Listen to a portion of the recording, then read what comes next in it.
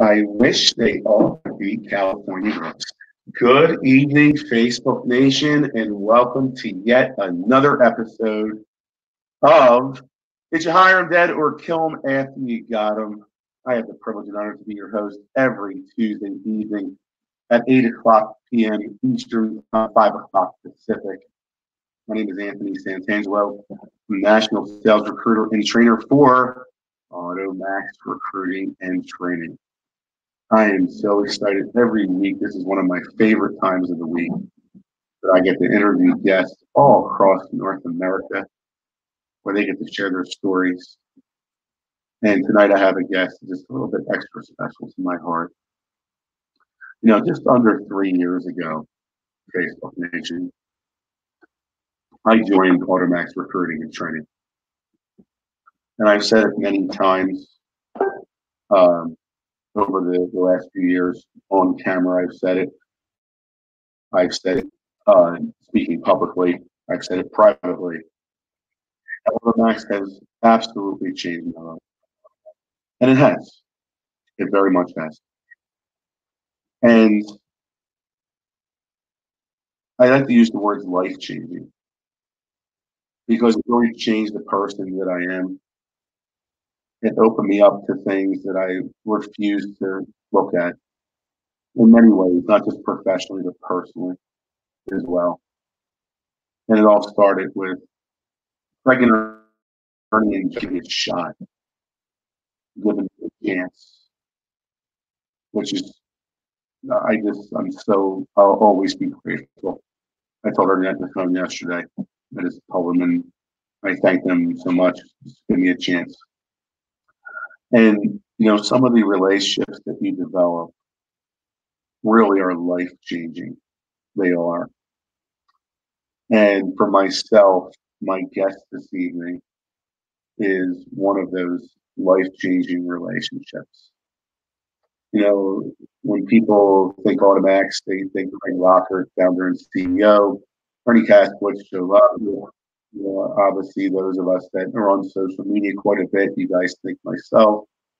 But we have some behind-the-scenes people that aren't always on social media, that don't do a Facebook Live every other day and things like that. And tonight's guest is one of them. And it's time to give back. Hit the share button, please, Facebook Nation. Share, share, share, like, comment, heart. Please, please, please. And tonight's guest, I can honestly say, there is not a single person in this world that I have ever met that does more for every person in her life than anybody else. She's always going, always nonstop. You know, she's our controller at AutoMax, but she's so much more than that. She's a wonderful daughter. She's a wonderful mother. She's an amazing friend. And I don't even know how to even say it, but she literally just gives and gives and gives. Never thinks about herself ever. And without further ado, Facebook Nation, it's time to give back to her. It's time for this next hour to be her spotlight and introduce her to all of you, Facebook. Ladies and gentlemen, I proudly present to you the wonderful, amazing, lovely Jodi Adkins. Hey, everyone. Geez, Anthony, I'm going to cry. Thank you. It's embarrassing. No. You know, I mean every word. You know, I do. Appreciate that. Yeah. So before we hit the share button, Facebook Nation, I'm hitting the share button right now. Please share this out. Share, share, share. We're going to get started here in about 3 seconds. As soon as I get this to every spot that I want it to be. And one more place. There we go. Excellent. Ah, Jodi. Yes. You are so awesome. You really are. Especially doing this on the fly. The things you do for the people that mean so much to you in your life, right? Yeah, you threw me in this. Okay. So uncomfort zone. It's okay. Anyway. It's worth it. So, before we get started, you're not alone this evening. Not usually not, but they're not here right now. They're not there right now. Oh, they left us? They left the room. Yeah. Okay. All right. So what we'll want to do someone decide to come back. They were there. They were there before we went live, you know. Right. So, but we will introduce the amazing Jasmine and Billy the Wonder Dog. Yeah. Well, Jasmine the cat, who loves to hang out in the dryers. Yeah. Billy the Wonder Dog, who loves to sit behind you in that chair as you work, right, and work some more. AutoMax recruiting and training.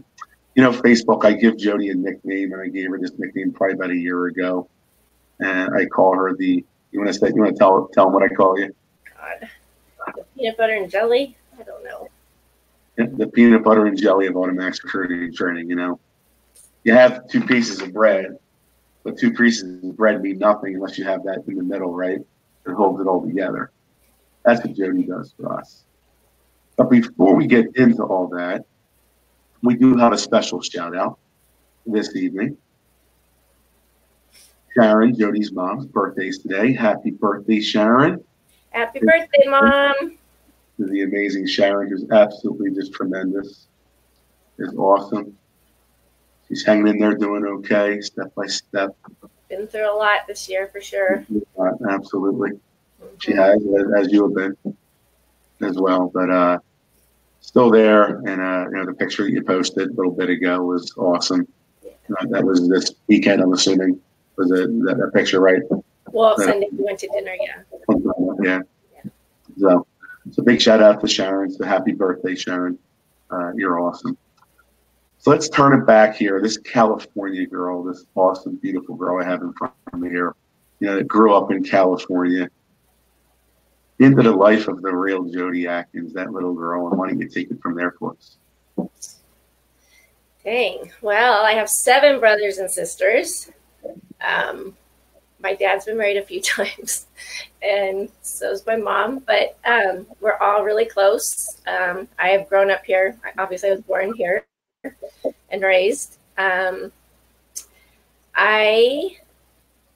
had my childhood it was great, but it was tough, and I've got so many like layers to my life, but and you know, we did okay, but we weren't rich, but we lived, or not rich, well off. So I lived amongst a lot of people that, you know, have a lot of money and live in Kodo and all that good stuff. So it's had its challenges, mm-hmm. But you know, you make do with what you're given, and you make the best out of it. And coming from a divorced family, and then, you know, my dad getting remarried and starting a new family, there was a lot of, you know, growing and growth that comes with that. But it's made me probably who I am today. And my youngest sister is 17 years younger than I am. So, you know, we range from I'm in the middle here. So it's been quite a ride,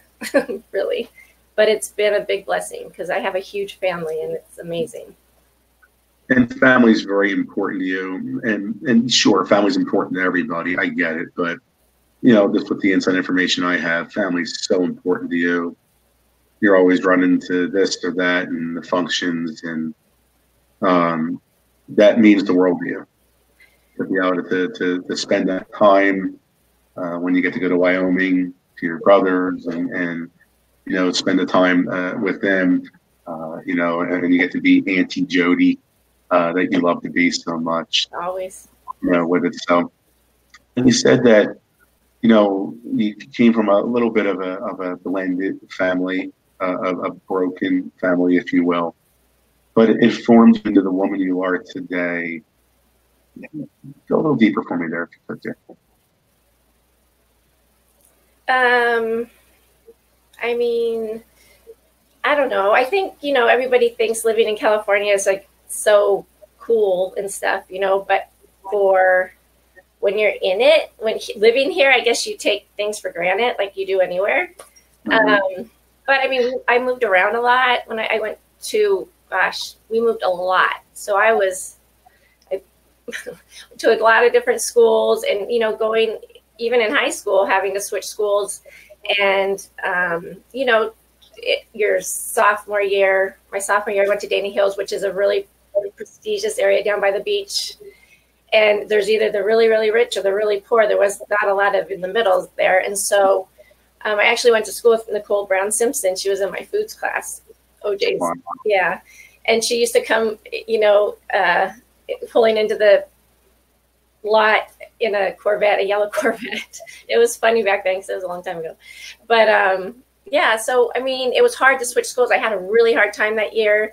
And then finally I started driving and I went back to my original high school at El Toro because it was just too much. It was too much of a mental thing for me. And, so it's been a whirlwind. I mean, my life, I could probably write a book with all the stuff that's gone on, really. I mean, I've had a lot of good things, but there's been a lot of struggle. So, but you have to, overcome it. We're going to work on that book thing, I think. I know, should. I think we should, Sure. Maybe I'll write the foreword for you for the book. There you go. You can do it. You be my ghostwriter. We'll do it together. Yeah. We'll co-author it together. And it's not easy to go through that. The teenage years are always difficult, and you go through the stress. And for someone that obviously has never lived in the West Coast yet, but there is a certain level out there from the time I love that area. Yes. That it's hard, that you go through that, and you can take it for granted. Right. Just like I take the Liberty Bell and the log cabins of Valley Forge, Pennsylvania, for George Washington. And I take that for granted as well. With those things. But you plowed through it and you finished up high school, back at your original school after you started driving and you did the commutes and everything, and you got through that, with it. So, and then you moved into schooling, right? What did you do from there? Yeah, so I started working really young. I started working at McDonald's when I was 13, and I think I lasted there not very long. It was just too much. I was like, this getting up at 6 a.m. My dad used to make me walk. You can walk to work. And I'm like, really? Like, it's kind of far. And so a few of those in the rain, I was like, Dad, please. And, he's trying to teach me how to be responsible and whatever. He used to come pick me up, though, halfway down and said, okay, I'll drive you the rest of the way. But, I worked at McDonald's for a while. And then I did get in trouble because I gave a large fry instead of a small fry to a friend that came in. And so I got suspended for 2 weeks. And I'm like, I'm not going back. But, of course, I went back and he gave me the manager gives me this reprimand. Usually we don't let the people come back, but we really like you. And I'm giving you another chance. And I'm like, it was a large fry. I'll pay you the difference. I mean, but they took their stuff seriously. So that was a big learning lesson there. Then after McDonald's, I worked at Macy's, and I worked there in the juniors department. And gosh, the first month that I was there, they had this thing called a blue pencil, and that kind of meant that you're a manager. You get promoted to a manager. So I got promoted to that, I guess 3 weeks into when I started there. So I worked there for a while, and I was going to college. I was going to Saddleback, and I was actually going for nursing school because I wanted to be a nurse. Mm-hmm. And so I had saved enough money and I bought a condo in Laguna Niguel. It was a 1-bedroom. It was like, I don't know, $89,000, but it had an ocean view. Now you go there and they built all around it, so you don't see the ocean view much, but it was a cool place. And my ex-husband, my girl's dad, we lived there together. And we got married pretty young. I got married, I God, I got married at 20. 20. Yeah. And I thought I was so grown up then. Like I thought like I knew the world. And so I got married then, and I was pregnant with twins, but I lost them at 5 months. So that was pretty devastating. Then I got pregnant with Jennifer, and from there we bought a place here in Rancho Santa Margarita, actually on the same street, main street that I live on now, just like down at the end. Anyway, I sold the place in Laguna Niguel, bought this place, and had Jen and Court there. And I had Jen when I was 22. Mm-hmm. And, you know, it was funny. I was working for a doctor at the time, Dr. Wilberson, and I was the office manager there. And, you know, it's funny because these days it's like, you know, like you're still a teenager really at 22, you know, there's so much of life ahead of you. And I feel like I lived a lot of my life. I was so grown up. I was always more grown up than probably most people when I was younger. I was always a nurturer, always taking care of, like I need to take care of everybody. And it's just kind of rolled on into how I still am, I guess. Yeah, so you obviously grew up faster, and that's what broken homes can do for you. Right.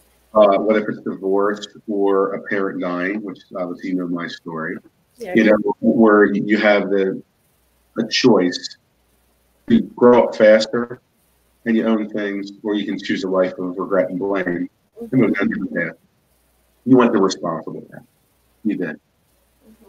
And the work ethic is there. Always has been, yeah. Always has been. Always. And part of that's your Italian heritage. Right. And I've learned that from both my dad and my mom. They've always worked really hard and been, you know, good role models in that aspect for sure. Yeah. Absolutely. So you did that, and I mean, I could write a book about all the amazing things that you are. But one of the things that's one of my favorite things about you is that you are loyal. You very much are. And you chose, I got married first time, and you had Jennifer. Jennifer was very, very successful. You're very proud of both Jennifer and Courtney. We'll talk about Jen first. Right. Jen lives up in Oregon or Washington, I forget. Portland. She lives in Portland. Mm-hmm. So very successful, and she travels, and you know, and she is amazing. She got the work ethic from mom. You know, with that. And Courtney's local. Courtney's local. She's a nurse, and she works for an infertility clinic, and she also works for AutoMax part time, doing some stuff to help out there. She's a hard worker also. She has it also. And again, I got divorced when Jen was 5, Courtney was 3, 2.5. And, you know, had to raise them alone for the most part. I mean, it was hard. It was a tough thing. And Jen always focused. I mean, she was focused from the time she started playing soccer at 4 years old, got MVP the first year, and kept that whole rhythm through her entire life now. And I feel I'm thankful. And there was, you know, some rough roads along the way. The teenage years were rough, but she held her own, and, you know, she persevered. And so she had a scholarship, and she had scholarship to go. She had Stanford, UCLA. She had options, Brown. She chose University of Oregon. She played with all the Women's World Cup players. She played professionally. She got drafted into the Philadelphia Independence after college. She broke a lot of the records at Oregon. I'm really proud of her. And Courtney, too, same. She's done it too. She's persevered. She played soccer. She was a great soccer player. She just didn't have as much. She wasn't have the heart like Jen did, as far as she didn't love the sport. She loves it, but you know, you really have to be focused. And she was different. She just decided she wanted to be a nurse. She loves people. She loves babies. She loves kids. She's got that from me. She's got a great heart. They're both really good girls, and I'm really blessed that they turned out the way they did, for sure. Yeah. Well, that's a big credit to their mom. It very much is. And them, because they were good kids, and my family, because they were there to support me a lot. My grandma and grandpa, my grandma G, oh my God, she was like, and my grandpa Jim, amazing, and a lot of help. And their dad's mom and dad, great too, also. But my family, I mean, they're good kids. They're really good. I'm very proud of them. That's my biggest accomplishment, by the way, are those two girls. So, of her many, said, but obviously it starts with with you being a mom to your two wonderful daughters. Let's go back a little bit. Being a single mom, yes. One of the things that we pride ourselves at AutoMax on getting women hired in the car industry. Right. We get more women hired in the car industry than any organization across North America. We do. And myself personally, I'll put my numbers against any other trainer as well, getting women hired. And the single mom does belong in the car industry. She does. She just needs a little bit of confidence at times and some support.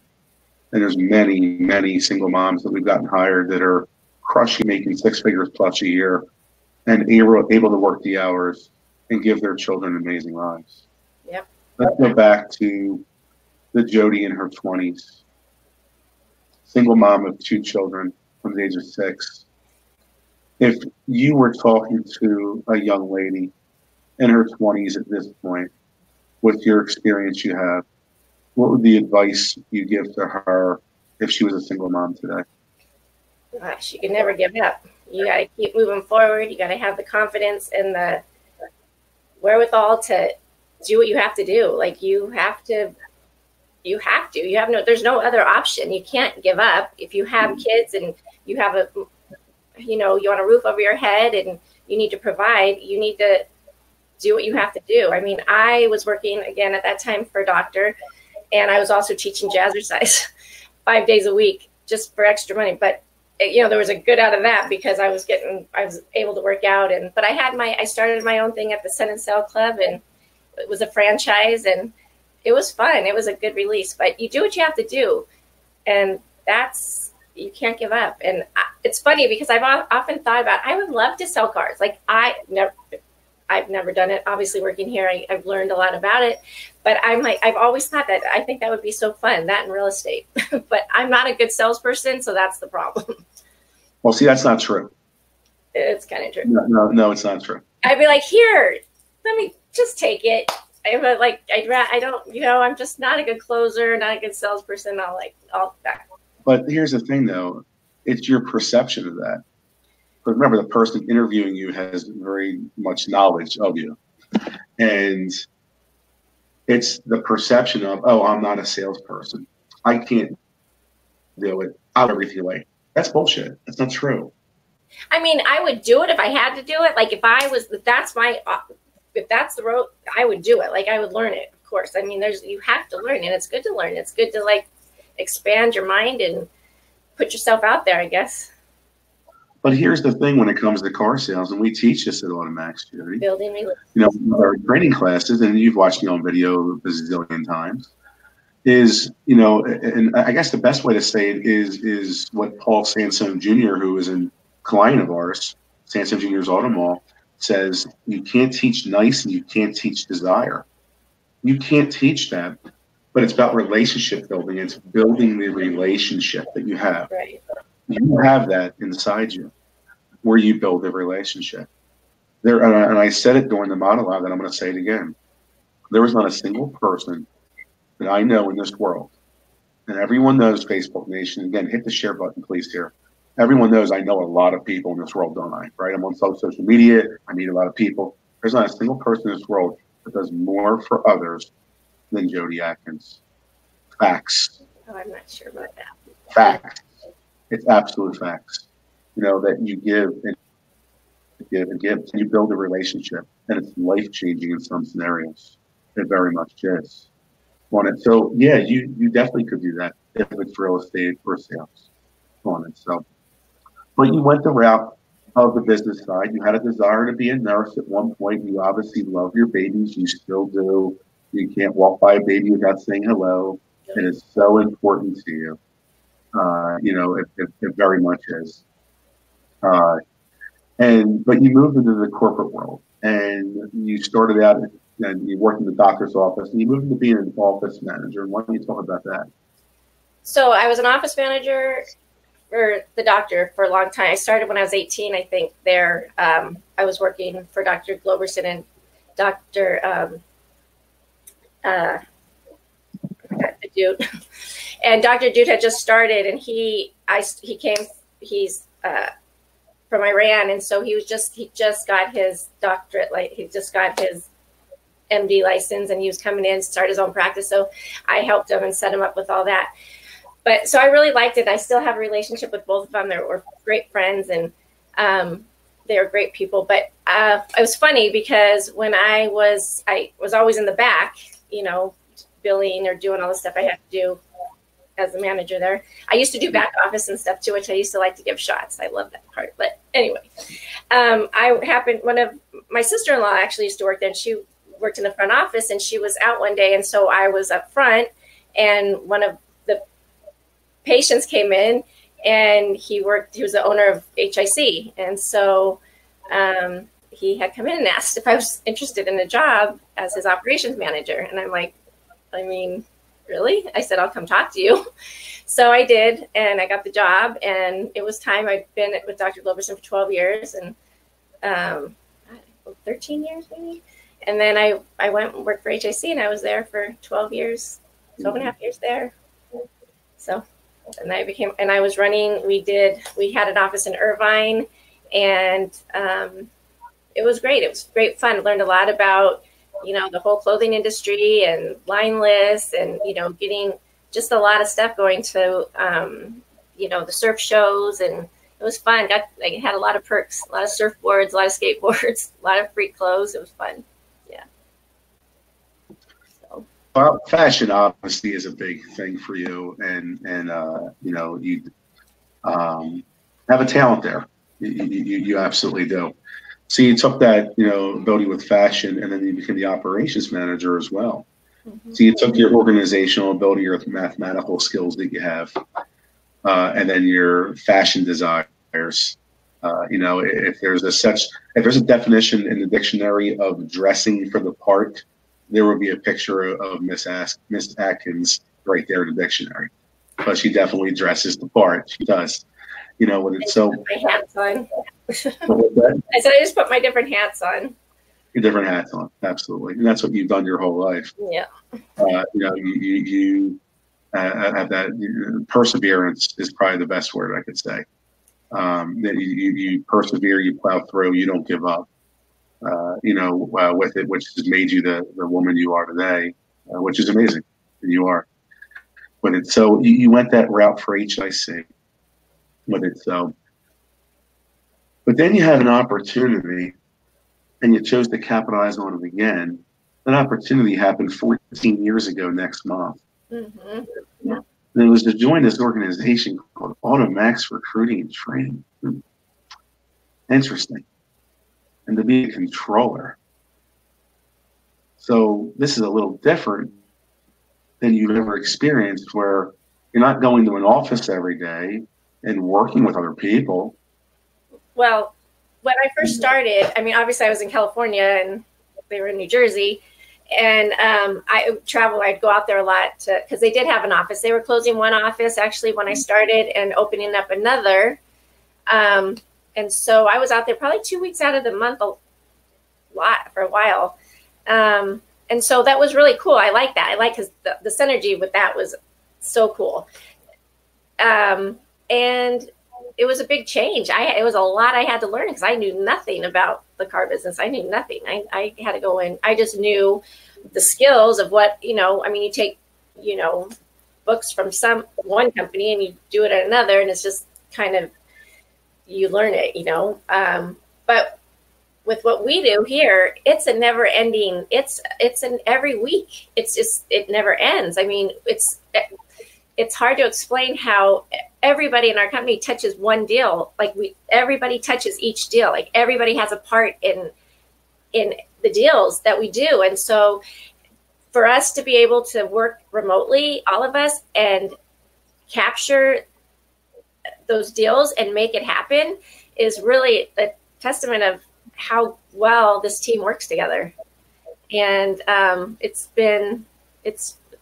It's amazing sometimes. I mean, it's funny because we don't talk to each other like every minute on everything. We just go off of what's, in the CRM, or we just like play off of what we're supposed to do, and it gets done. And it's been so successful, and it's really a cool place. It's really neat. And it's a good thing. We really do try to change lives for people. And it's not just BS. It's what we really want to do. And everybody has that same heart, and it's a good thing, I think. You don't find that in a lot of companies at all. You really don't. So, next month, as 22 years when Craig founded the company, November of 98, or 97, excuse me, November 97. So 22 years it would be next month, 14 years next month would be for you with the organization. And back then, this was before my time, I was still in the trench selling, working for Nissan. But there was 2 offices in Pleasantville, New Jersey, and there was a remote office in Utah. And then, Craig made the decision back then to close the offices. Well, there's no home office now. You either work out of your home, like you do, or you live in a hotel, right, like I do, that you do. And that's pretty much the options that you have there. And 70% of anyone that's affiliated with AutoMax Recruiting and Training, whether you're a W-2 employee, like Jodi is, or an independent contractor, like I am, 70% have been with Craig Lockard and Jodi Adkins for 10 plus years, which is truly remarkable when it comes to employee retention, when you don't see it every day. And you're right. Each transaction is handled by everybody in different ways. If one person drops the ball, guess what? It's not going to work. Right. And it's the true synergy. It is. So in 2008, 2009, when the offices closed, so that kind of is where it ended for you, where you're not going back and forth to each coast. And Utah. I used to go to Utah too. I had that office in Utah. It was big. There was a lot. It was a lot that we were doing back then, and to be what how we're doing now, and what we've learned and the growth that we've had from that experience has been really phenomenal. It's really cool because it's a pretty intricate detail with what we do, what we all do here. It is. It very much is. So that dynamic, it did change. Where, some people might be thinking, oh, I can work from home. That's so exciting. It takes a special type of person to work from home. And, when you're by yourself all the time, it's not easy, is it? No, it's not. No, it's not easy. I start talking to the dogs and then answering them for them. Yeah, no, sometimes you're just like, you have to really, I don't know. It's hard. It's not hard. I mean, it is hard, but it's also got its perks. I was able to, when Jen was playing soccer, be able to go to her soccer games and take my computer, and I'd be working wherever I go, but at least I was there to, to have that time to be a part of, to be with them and to support them. And AutoMax always they support all of us with family, which is so important. And, but yeah, it takes a lot of focus, and you have to step out, even if you have to walk away from your desk and go for a walk outside just to get some fresh air and maybe like see somebody, or go to the store, or go work out during the day or something, to get some sort of human contact, because it sometimes gets kind of rough. I find myself, I wake up, I come straight to my office, and I'm still in my pajamas like 4 o'clock, and I'm like, oh, I think I should probably go change and get ready for the day, so. Well, we don't have to. I mean, I don't think Billy and Jasmine are going to be upset. No, but so I can feel like a human being sometimes, to be like human. Yeah, I have to. So, yeah. Speaking of Billy and Jasmine, have they made an appearance back in the room yet, or no? No, I don't know what they're doing. Billy. No, they're probably downstairs. I want to give them a little camera as well, if that's okay. They're boss. Yeah. So let's get into the day-to-day operations of Jodi Adkins. A controller, obviously, there's a certain job description. Everyone knows what a controller is. You pay everybody. you watch the bottom line, you pay the bills, all those things. We all know that, Jodi. But what's the real day-to-day for you, and why do you do what you do? Why do I do what I do? I do what I do because I am very, I like to challenge myself, and there's a lot of challenges to this job. You're always the bad guy. You're hardly ever the good guy, having to be on this side of the fence, whether you're having to collect money or you're having to, pay things that, or you're having to, deal with. Nobody wants to hear, and Craig especially, every time I don't shoot the messenger if I have to tell him, whatever's going on or whatever when it has to do with things. But it's a challenge. It's a challenge, and I like a challenge. And I'm busy. I'm swamped. It's a lot of people who's a controller. They have people underneath them that are helping do like the data entry or different parts of the job, and I don't have that. It's me. I do it, and HR stuff, and IT stuff when it needs to be, and tax stuff, and payables and receivables and invoice. There's just so much to it. Making sure everyone gets paid. Health insurance. Just so much. Every day it's a new day. It's different. It's just busy. I'm just busy. It's like I can't say I go this, and this, because it's not, because always something else comes up. Yeah. So. And is it one of those things, Jodi, that you can just kind of do Monday through Friday, and then Friday at 5 to turn them off until Monday morning at 9 o'clock? I do somewhat, but no, I don't think I've been on a vacation, like vacation I always bring my computer. I'm always working wherever I go. Like I bring it with me because it's important. We're a family amongst, besides it being my job, but we're all a family, and I want the success of this company. And, you do what you have to do. I do what I have to do. I do what's the right thing to do. And the right thing to do is, be responsible and do my job and do it well. There's times where, it gets overwhelming and you're just like, oh my God, I need a break. And those times you take a break. But I don't know. I just do. I do. I like to get it done. I like to get it off my desk. I like to get it taken care of. I don't like to procrastinate on things. And that's the work ethic in you. That's the Italian in you as well. That in the same way you're getting things done, and you cross it off the list, and you feel good. You're accomplishing that. Mm-hmm. But then more things pile up. Yeah, and you feel like you're drowning. You're drowning. And you go that route, and it's like you said the thing about a vacation. Well, everyone needs a vacation. Everyone needs to say yes to those vacations. It's very important. To be able to recharge the batteries, to be able to just say yes and just take the time. Now, the laptop is glued to your hip. It is. There's times, and not to go too deep here, but Mom's had some tough health things the last couple of years. She has. And there's times that you've been in the hospital and that laptop's been right there. I have the doctors walking in going, you guys see you got your office set up. I'm like so sick with sepsis from my knee injury, and I'm sitting there like, I got to get this done. I'm with the computer on the bed. I'm like, oh, but yeah, it's funny. And it's because you care. And it goes back to,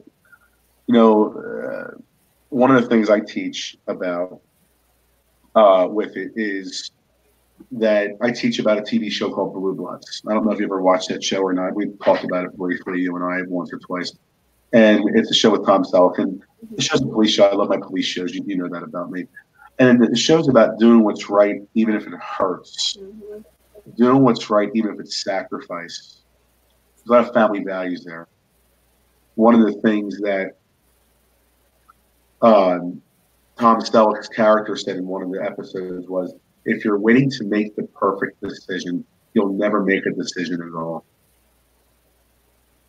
That's something that some of us struggle with when it comes to making decisions. They overthink things. It's not an easy thing to go through. But you have to choose to plow through when it comes to being everything for everybody. You are everything for everybody. You're the perfect definition of that. You're the true definition of what it means to be all in. You very much are with that. That's what you do. And you wake up and you do it. It doesn't mean every day's easy. It doesn't mean things are hunky-dory. I know they're not. But you choose to put the needs of others over yourself, which is really what AutoMax is about. And there's so many good people at AutoMax. But when I think about putting the needs of others over yourself, you're at the top there. You're number one when it comes to that, because we all can learn from you and how you do that. When you relate at all different levels, you know, you're obviously watching the bottom line. You're paying bills. You're dealing with independent contractor, pain in the ass trainers, the ones that are Italian, you know, that drive you nuts. You're dealing with the brass, as I like to say, Gregory Joe. Then you have our other lovely in-house executive recruiter colleagues that are the W-2 positions, Mom and Jane and Danielle and some of the others, Joanna, you know, that are W-2s. What's that? Shelly and Karina. Shelly and Karina. You know, so you know, it's, you know, so you have the in-house executive recruiters, all different personalities.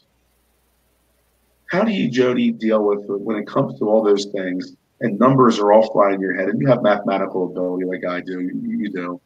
But it's like, you know, you go to sleep and you dream about numbers. You dream about, you know, did you pay that bill? Are you sure you did this? Oh my God, did I pay that trainer? I mean, that's reality. That's, that's your sweet dreams, so to speak. You know, when you go through that, that's a real thing. How do you hold it together every day when you're dealing with all these different personalities? You have those that are a little more calmer, they're gentle and kind.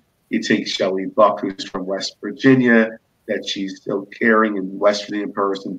Then you have people from the Midwest that, you know, are a little bit different. And you have the ones in California, like Steve Raphaelia. So that might be a little bit, you know, he's from Northern California, still a fellow Californian. Then you got these Northeast wackos. My goodness, right? That just drive you up and insane. And to go through that, not to mention going to conferences, doing everything for us, representing AutoMax at the conferences, the laptop's open, the speakers are speaking, and you're typing away, doing this, doing that. I sat next to you several times as you're doing that, as I've had the privilege to represent AutoMax at conferences and speak. With that, how do you do all that with all those personalities and still stay absolutely sane and be the best version of yourself every day, which you are? I don't know if I'm sane, but you know what? It's building relationships. And I think that I've built relationships. I mean, being here as long as I have, and with everybody, I have a different relationship with each of the trainers. I've never had a problem really with any trainer. The employees, all the employees are awesome. This is, like I'm saying, not even just to say, oh, just to make this up, but it's true. We all get along so well. Like everybody, it's such a good family or structure right now with everybody involved, and everybody's personality just works with each other. And I think that says a lot, again, because with all the people, the trainers and the in-house employees, you know, it's hard with all those personalities to get along. But I think for the most part, everybody, you know, does pretty well, and they've all built their own relationship with each other. And, you know, it's a good place. We're in a good place right now. It's really a good place right now with work. That's for sure. And things are great for us at AutoMax. You know, perfect. I mean, everybody has, you know, days where you're just like, like this is too much or this and that, of course. But as far as like the individuals go, I think it's a good fit right now for everybody. It is, and you go through that, and it's, things are progressing. We've been very blessed with a lot of business, and it's because of the results. But some people, you see that there's certain faces of AutoMax that you see more that are on social media. Right. One of the reasons why I wanted you to do this, and I'm so grateful for you, I am, is that to give back to you, because you're behind the scenes every day, and it's like, you have that team, and you're the peanut butter and jelly. You are. You hold it together. There really isn't, in my opinion, I don't think there's anybody that relates to every single person at AutoMax as much as you do. Maybe Ernie, maybe, but as far as every person that W-2 or independent contractor, with that. So, and you go through that, and it's not an easy thing. Well, it's always like, did I do this? I got to do this. I got to get this. I got to pay her. I got to pay him. No commission. I got to do this. So it's always like it's like anxiety. It's like, oh, I got to do it. And so my lucky I can multitask is something is good for me because I'm so high strung. And sometimes I need to slow down and just like calm, because I feel like I'm gonna have a heart attack at times. I get so stressed. I got to do this. I got to get this. And I want to get everything done like now, instead of just saying, okay, prioritize, learn to prioritize a little better. But for me, it's always just get it done, get it done. So because I want everybody to be happy and be able to, I want it to be right. I want it to be good. I'm just like a pleaser, I guess, that way. And so I want things to be. And that's what I was going to say there. You get great satisfaction out of putting a smile on people's faces. You absolutely do. But there's times that you go through that, and it's not easy. Where you're going and you're busy and this and that and everything, and sometimes, you gotta have people in your life to blow the whistle at you and say, sit down, let the laptop sit at the desk, move into the living room, mute the television, and just relax, which is not normal for some, and it's a struggle for some. But it's so important to have that time. And this goes back to something that we've talked about a lot this year at AutoMax, the work-life balance. Work-life balance, yeah. And it's not easy to do that. For sure. And for yourself, obviously, there will be no one ever that's more important in your life than Jennifer and Courtney. Mm-hmm. They're your top priorities always, always, always. And your fur babies mean a lot to you. And my nieces. And being Auntie Jodi, and being Auntie Jodi to Brendan, Joanna's son. That's right, my little Brendan. I love your little buddy. In fact, look at Brendan. I have your Tinkerbell here that I have to bring back to you from when we were in Orlando. That's awesome. I've been saving it. And to see that firsthand, and for myself, to be able to, I didn't physically meet you until 1 year ago this month. So just over a year ago was when we physically met, because of the distance, because of what we do. And we had the privilege and honor, you and I, to be at back-to-back conferences, one in Orlando and one in Las Vegas. The one in Las Vegas was Matt Koenig's conference, our dear friend Matt Koenig, the Rockstar Hunt conference events. With that, and to be able to see that side of working side by side with you, what a privilege and honor. The phone calls are awesome, and the emails and the texts, great, but the side by side, to be able to see that, to see you in action of what everything you're about. You're the true definition of employee retention. And employee culture, and there's times you have to get up for conference calls because of Pacific time, that you're getting on the phone at 6, 7 in the morning, It's not an easy thing, you know, that you're going through that in the midst of all your other responsibilities. Being the best mom, was being a mom never ends, despite your daughters being adults and being very, very successful. Jennifer and Courtney are. Being a mom never ends. Being a daughter, that never ends and grows even more as time goes by. To be there for everyone, to be there for your mom, to be there for your stepdad, to be there for the people in your life that mean so much to you, to give people your time when you don't have it, but you still give them your time. These are things that all of us Facebook Nation can learn from Jodi Adkins, because she absolutely does this week in and week out. And we would not be as successful at AutoMax without her putting that peanut butter and jelly together. And sometimes it gets sticky. It does. But you know what? It blends us together. And it's so important that way. It is. Good tribe, good village going here. We do. Everybody. Jodi, the last thing I want to talk about this evening is your thoughts on recruiting, sales, training, and what makes people tick in general. So we're going to take it one at a time here on it. From a recruiting standpoint, and you have family members that have had businesses, you have brothers that are recruiters, so you've seen this, with it. What would you look for if it was, Jodi Adkins manufacturer, and you were running a car dealership, Atkins Motors? What's the number one thing you would look for in an employee? A person with heart. Yeah, that's exactly right. You know, you have to lead with your heart.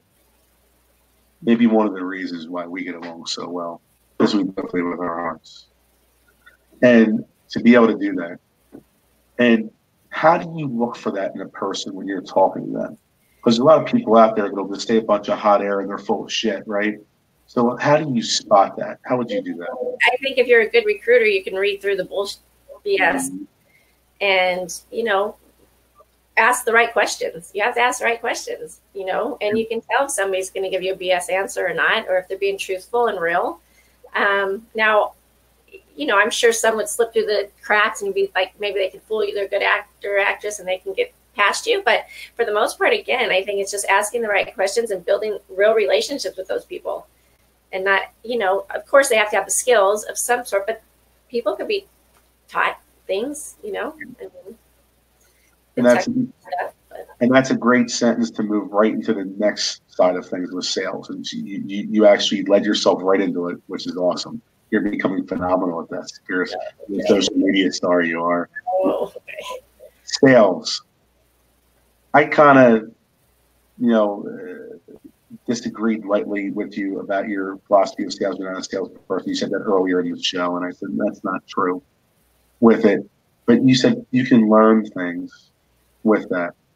From a sales standpoint, as a female consumer that goes out and buys things, and obviously you like your things, you love your fashion, you do, and you give back to others. And of course, you spend a lot of your money on other people, but there's certain things that you like. You like your bracelets and your rings and, different things, right? As a consumer in sales, when you go into a place, whether if it was for clothing, jewelry, the vehicle you have, which I won't say the vehicle you have, but the nice vehicle you have, all those things with it, what do you look for in a salesperson as a female consumer? So that's interesting because I had some issues with this. Sometimes when, you go into a store for a clothes store and the person just comes right up to you and is like, what can I help you with? Instead of kind of watching a little bit and seeing what you're doing, or does it look like I'm looking for something specific, or does it look like I'm just browsing? I don't know. I feel like if they're too over the top, right at you, it turns me off personally. Now that's just me personally. I feel like when at a car dealership, I've been when I've gone by myself, and oh my God, can I help you? Can I help you? And they're just telling you what they think you want to hear instead of asking you the questions of what your needs, what are you looking for, what do you need it for? The questions that you ask somebody if they're buying a big purchase like this. So for me, it's different. It's just if they're real, I think you can tell if they just come up to you and they're like too over the top anxious because looks like they just want the sale or they want the commission or they want this. You can kind of tell that. If they step back a little bit and kind of treat you like treat you like a person or a friend to get to know you and what your needs are, then I think you're more apt to buy something from somebody. It never feels good to have a dollar sign kind of on your forehead. And a lot of salespeople, they hit the panic button so much. And you said it. Not only do they jump right on top of you, which is not a good practice to jump right on top of someone, but you said those golden words that I hate. I call it the cheesy pickup lines of the car business. And I kind of refer to Joey Tribbiani from Friends. What's Joey said from Friends? What's his cheesy pickup line? God. You're going to throw me on this one because I forget. You don't remember? You watched the show. I did. It's been a while. See, I'm old. You're not old. It's how you doing. Oh, how you doing? Yes. How you doing, right? Yeah. Well, the how you doing in the car industry is, can I help you? What brings you in today? What can I do you for if you're down south? Mm-hmm. All that nonsense versus a proper greeting. Right. Welcome to Atkins Motors. My name is Anthony, and you are Jodi. Jodi, nice to meet you. Thank you so much for coming in today. What information might I provide you? How am I best to assist you? Not can I help you? Mm-hmm. Type of thing. And now you ask the questions. And you have to listen to the answer. There you go. And I'm telling you, you and I are gelling like we always do. Because that's exactly what I was about to say. You know that men are horrible listeners. Yes, I do. Now, do I buck that trend? Sometimes. Sometimes. Just kidding. That was an inside joke shot at me there. Oh, it's okay. But it's like you have to be a phenomenal listener. You have to. And to understand, listen with the intent of understanding with your buyer, with the person. That's how you're going to earn customers for life with it. Mm-hmm. Let's move into training. Into training? The training. Training. Yeah. So for yourself, you don't necessarily train anybody at AutoMax per se with it. You get involved a little bit, during train the trainer for me, you had called in. That was the first time I ever communicated with you. And for someone that reads people for a living, as I do, I knew right then, I was like, wow, there's something different about this lady. Something different, And I didn't know a whole lot. You talked for 10 minutes, and that's all I had. But I knew something was different, and I had no idea how it would be life-changing to me. But, it's at the time, but it's from a training standpoint, what skill set, what training would you give to your employees if you were running a store? What training would I give to my employees? Yeah. You want everybody to grow and develop. Right. And we do that as an organization. The big topics this year have been work-life balance, have been emotional intelligence. As we have started this year, the Recruiter podcast, hosted by Craig Ernie and Dora Joe every week. I'm in my second year now of Jahire and Dead, with that. But, what training, what type of training would you want to give your employees to help them understand the buyer more? You have to set them up to succeed. You have to give them all the tools and utensils, that they need for the process and procedures of everything that goes into selling cars or running a dealership or whatever that is. And I think the more knowledge they have and the more background you give on the dealership and what, you expect out of them and what they should expect out of you as an employer, and it's important to have a job description and expectations. You know exactly what's expected of you as the controller of AutoMax. You have your job description. Now, for yourself personally, you take the job description and you 10x it and you go like 10 times and do everything for everybody. That's what you do. And that's just your heart, which is so amazing with that. But to have somebody understand that, you know, you love baseball just like I do. You very much do. And when it comes to umpires, that can be a thankless job. But you know as well as anybody, and for those who aren't baseball fans here, just try to follow along with us. Every pitcher, all they want from the umpire is to call a consistent game. So if you're calling the high strike early on in the game, call the high strike in the 8th and 9th inning as well. If you're calling the low strike, fine. Don't change it up halfway through the game or when there's 2 outs and it's the bottom of the 9th and all of a sudden you change it up. That's what drives people nuts. Set the playing level the same and be consistent.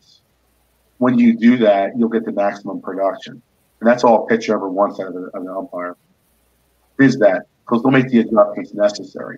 As an employee, where you call the audibles every day, which is changing the play, which is a football term, you know, when you do that, you know, all they're asking for is consistency of understanding. And we can make the adjustments necessary as long as the rules don't change. Right. That's so important. The last question for you. This wasn't that bad, was it? Is what? It wasn't that bad, was it? This has been a stressful day for me. This is so out of my comfort zone, but I know, but you did wonderful. Give her some hearts and likes, Facebook Nation. Hit the share button. Tell her how wonderful and awesome she is. She hears it from me all the time, but one of you guys give her that love as well. On it, what makes people tick as a person? There's a lot of fake people in this world. There's a lot of people that will tell you what you want to hear. Being real. There's a lot of people. Yeah, it's being real. It's so pivotal to understand what makes somebody tick as a person. And when something's on their heart, that you tell them that, tell that person that. You give back. You let people see the real you. Now that can be scary, can it, Jodi? It really can. But you know, as far as I always say, you get what you get. So you don't throw a fit. What's that? I said you get what you get. You can't throw a fit. Did you hear it? Right. You get what you get, you said? And you can't throw a fit? Yeah. You know, and it's true. But sometimes, you know, people can change and you can move their hearts. You can. And when it comes to what makes somebody tick as a person, something I've harped on quite a bit this year is you base your experience you're about to have off of your experience you're about to have, not off of the poor past results and the BS. It's so important to understand that. And it's very difficult for all of us to do because all of us base our experience we're about to have off of our past experiences. That can be difficult. But to really understand someone is to give them a chance. To really understand somebody is to base it off of their merit. How would you, when it comes to people, as you relate to them, as a mom, as a daughter, as an employee, as a leader, because you're part of the AutoMax brass, with it, as a friend, as a what advice would you give when it comes to that as far as understanding what makes someone tick as a person?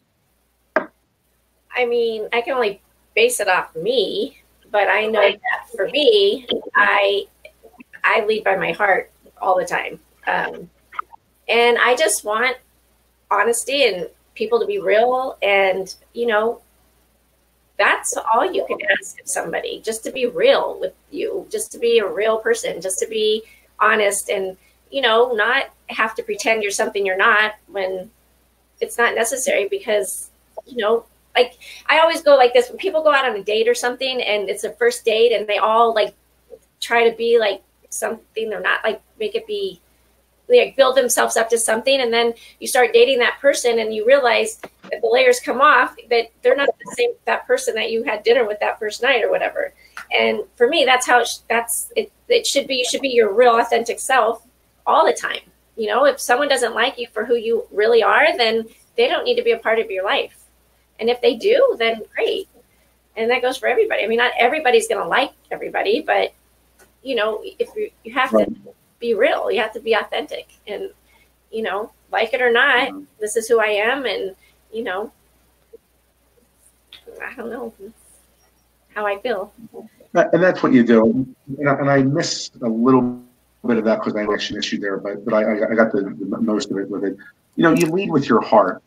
What you see is what you get. And tonight's episode, that's what this is about, Facebook Nation. You guys know me. I pride myself on being real, whether if you like me or you don't. And the person I interviewed tonight not only is amazing, not only is tremendous, but it's a real person. She leads with her heart every day. She puts the needs of others over herself in so many ways. I mean, you could write a book, amount of people that she's positively impacted. You know, we talk about all the campaigns and the people we've impacted as trainers, and Craig and Ernie and Joe. You know, Jodi keeps us going a lot when it comes to that example. And I noticed it from that first phone call at Train the Trainer when Craig was training me and you called in. I was like, wow, there's something different. There's something different. In that 10 minutes, I picked up on it just when you have a gift of reading people for a living, which I do. I saw that, but I didn't know at the time how AutoMax, yes, would change my life. But this one right here has changed my life as well. Oh, Anthony, life-changing relationship. It's true. It's true. Absolutely have. What's that? I said because we're friends, and friends are important. It is important. It is. You know, and when you have that, that's something that has the MasterCard commercial say priceless, right? It's priceless to have that real, to be real. And that's my challenge to you guys, my Facebook Nation, as we wrap up here. Are you willing to be the real deal and lead with your heart and put the needs of others over yourself? Because maybe you won't see Jodi Adkins on a Facebook Live for weeks later. Yeah. Maybe months later. It might take a while. Even though if I have it my way, she'll have her own show one day. Oh, that would be interesting. No. I think it would be amazing. No. You know, they do her own show together, the A&J show or the J&A show, you know. And, you know, to be able to do that, but are you willing to follow that example? And that's why I asked Jodi to come on tonight, because I wanted to show you, Facebook Nation, what we get to see every day behind the scenes, behind her laptop, sitting in her office where she's at now in California, with her dog Billy usually sitting right behind her chair. Usually right here. I'm on the edge of my seat all the time. The cat's on the desk. Yeah, it's you know, which is very, very normal that way. And it's funny because they you know, the animals were sitting there and they were on camera and everything. All of a sudden we go live and they disappear. Yeah, they're like, oh no, I gotta get out. Yeah.